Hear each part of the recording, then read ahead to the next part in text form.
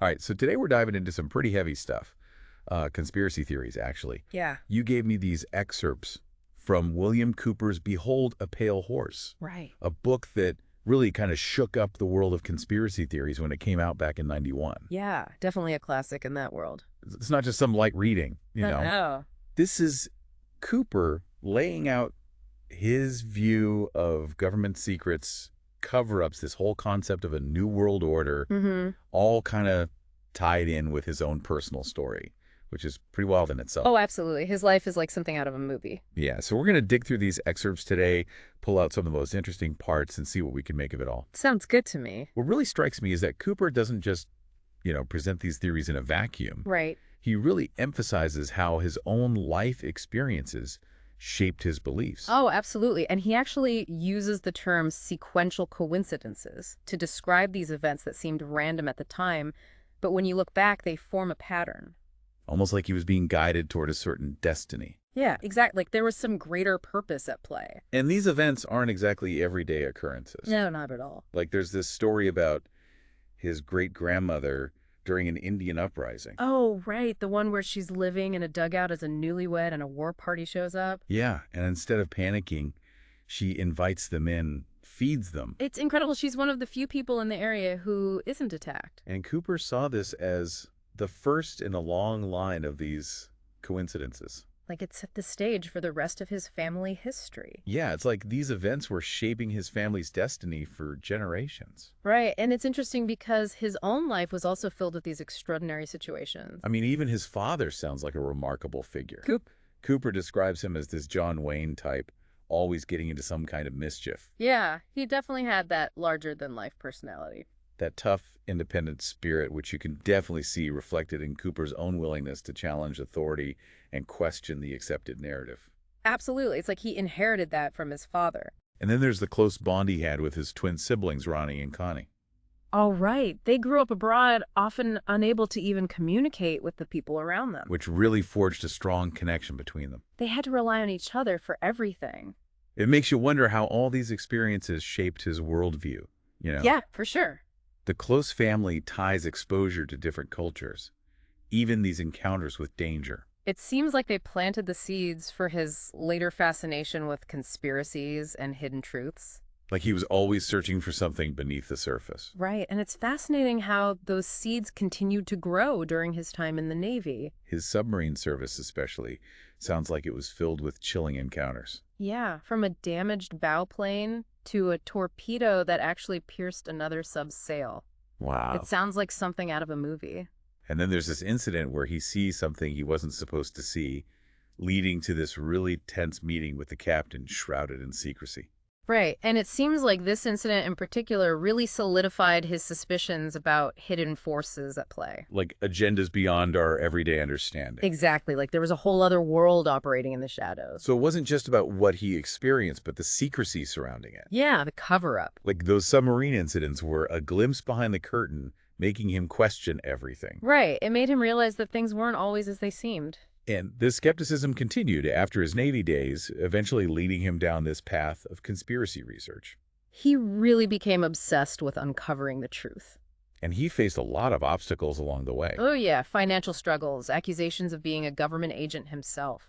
But he never wavered in his belief that the truth, no matter how uncomfortable, needed to be exposed. Right, and this becomes his driving force, his mission to alert the public to what he believed was a hidden agenda manipulating society. He truly believed that the truth, even if it was unsettling, had to come to light. Absolutely, and that conviction led him to write, Behold, a Pale Horse, his attempt to expose the secrets of the New World Order. And that leads us to maybe the most well-known piece from Cooper's work. Okay. This document called Silent Weapons for Quiet Wars. Oh yeah, I've heard of that one. What is that all about? Well, Cooper claimed it was this leaked training manual, Okay. but not for like traditional warfare. This Right. was about a war fought with economics and psychology. So instead of bombs and bullets, we're talking manipulating the stock market or spreading propaganda. Exactly. It's a pretty chilling concept. Definitely unsettling. So this document, Silent Weapons for Quiet Wars, lays out a plan to basically weaponize the economy to control population. That's how Cooper saw it as a blueprint for a new kind of warfare. And it was supposedly written back in 1979 during the Cold War, Was that a common idea back then, this whole using economics as a weapon thing?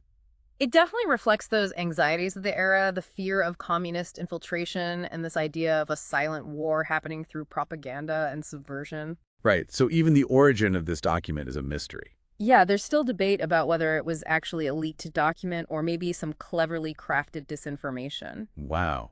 So a mystery wrapped in a conspiracy. Pretty much. But regardless, Cooper really took the ideas in it to heart. He did. And one of the key ideas from Silent Weapons for Quiet Wars is this concept of economic inductance. I never heard of that before. It's basically a way of describing society's delayed reaction to changes in the economy. So like how it takes a while for people to feel the real impact of something like a spike in inflation. Exactly. The document says that those in power can manipulate that delay by manipulating prices or the availability of goods. Kind of playing with the system. Right. They even talk about shock testing, where they suddenly hike the price of essential goods just to see how people react. Wow, so they're basically treating the whole economy like some giant experiment. With the public as the guinea pigs. That's pretty messed up. It is. And this connects to another core idea in the document, that the public is being intentionally kept in the dark and distracted.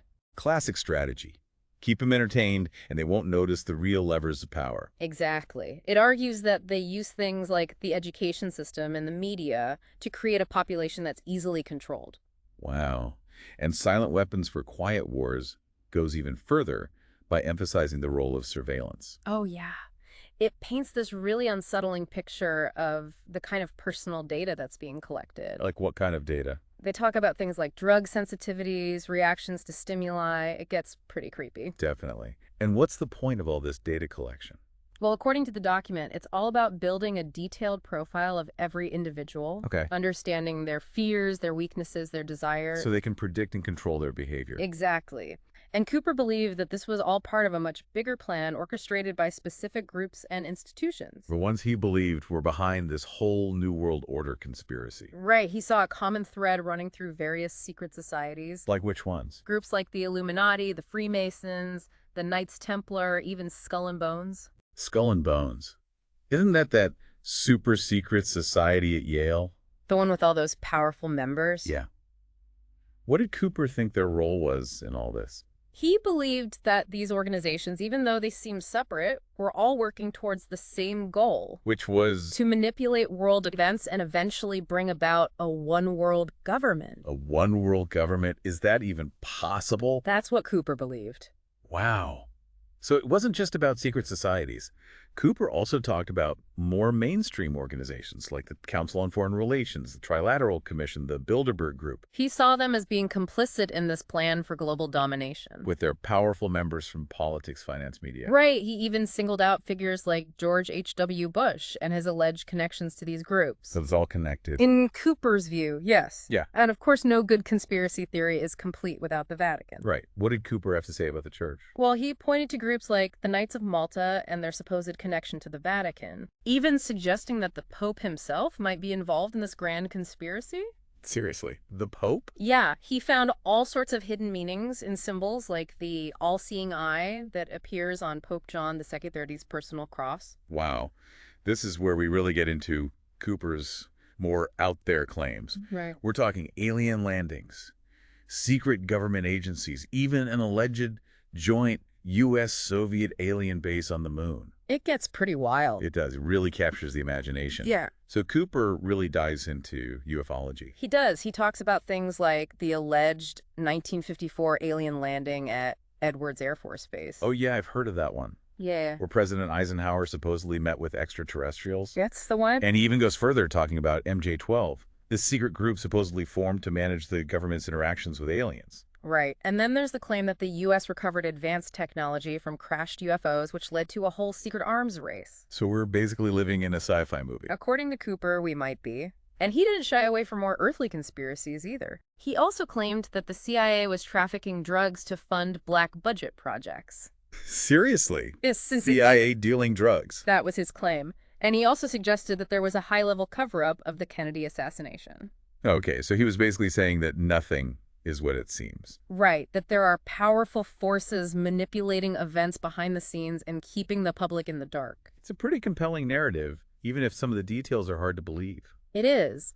Whether you buy into it or not, Cooper presents this image of a world where truth is constantly being suppressed. Where those in power are constantly pulling the strings. Exactly. You know, it's interesting how Cooper goes from all these theories about, like, secret societies and aliens to this very real concern about losing our freedoms in America.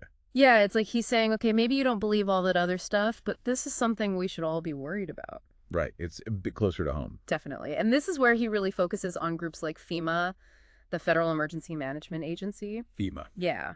He believed that FEMA wasn't just about disaster relief, but that it was actually part of a larger plan to gain more control over the population. Control in what way? He even suggested they might try to suspend the Constitution and establish martial law. Martial law. Wow. That's a pretty extreme scenario. It is. And he even described these secret facilities like Mount Weather and this network of underground bunkers for government officials. So, like, while the rest of us are dealing with whatever disaster it is, they're safe and sound underground. That's the idea. It's pretty unsettling. It is. Did he have any evidence to support these claims? He did. He talked about the locations and purposes of these alleged concentration camps within the U.S. Concentration camps in the U.S.? Yeah. It's a disturbing thought. And he was also very concerned about the expansion of surveillance programs and the erosion of privacy. This was back in 1991. It's kind of scary to think what he would say about the state of things today. I think he'd see many of his fears coming true. The increased surveillance, the power of tech companies, the growing influence of the military in everyday life. It's almost like he was predicting the future. In some ways, he was. He was definitely aware of how governments could use fear and crisis to expand their power. So for Cooper, it wasn't just about shadowy figures and aliens. It was about the possibility of a totalitarian state taking hold right here in America. Right. That was his ultimate warning. Wow. Well, this has been quite the journey. It had. We started with Cooper's personal story, which is fascinating in itself. Yeah. Then we explored his theories about secret societies, alien encounters, government conspiracies, and we ended with his warnings about the loss of freedom. It's a lot to take in. It really is. And Cooper's work is definitely controversial. Some people might even say it's crazy. Sure. But regardless, I think it forces us to ask some important questions. Yeah. About the nature of power, about the role of secrecy in government, about how we protect our own freedom. Absolutely. We can't just blindly trust authority. We need to be critical thinkers, Yeah. question the narratives we're given, hold those in power accountable. Exactly. And I think that's the real value of exploring work like Behold a Pale Horse. Yeah. Right. It's not necessarily about believing everything Cooper said, but using it as a starting point to think critically about the world around us. So even if we don't agree with everything he said, his work can still make us think about the kind of society we want to live in. Exactly. It's a call to be vigilant, to be informed, to actively participate in shaping the future. Rather than just passively accepting things as they are. Right. We all have a role to play in protecting our freedoms and creating a better world. Well said. Well, I think that's a great place to wrap things up for today. Yeah, I think so too. This has been quite a deep dive into the world of William Cooper and Behold a Pale Horse. It certainly has. And I hope it's given our listeners something to think about. Me too. It's a reminder that the truth is often complex and that we need to be constantly questioning and seeking it out. Absolutely. Thanks for joining me on this journey. It's been a pleasure. And to all our listeners out there, keep those minds curious and never stop searching for the truth.